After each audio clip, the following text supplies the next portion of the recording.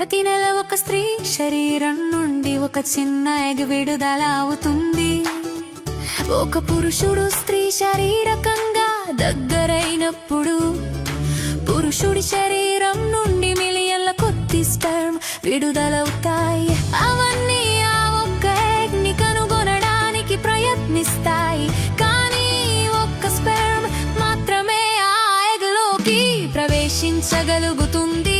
ఆ స్పెర్మ్ లోపలికి ప్రవేశించిన వెంటనే మరే ఇతర స్పెర్మ్ లోపలికి రాకుండా ఉండేందుకు ఎగ్ వెంటనే తన చుట్టూ తానే మూసుకుపోతుంది. ఎగ్ లోపల స్పెర్మ్ మరియు ఎగ్ నుండి వచ్చిన DNA కలిసిపోతుంది. సరిగ్గా క్షణంలోనే ఫెర్టిలైజేషన్ జరుగుతుంది. ఇది శిశువు యొక్క ప్రారంభం.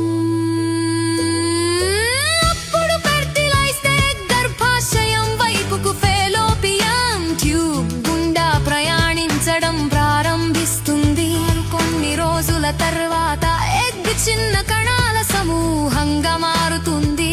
దాన్ని బ్లాస్టోకిస్ట్ అంటారు.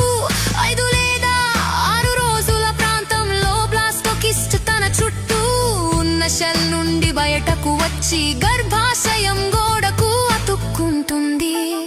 దీనిని ఇంప్లాంటేషన్ అంటారు. అప్పుడే శిశువు యొక్క అసలైన పెరుగుదల ప్రారంభమవుతుంది. 9 నుంచి 12 వారాల వరకు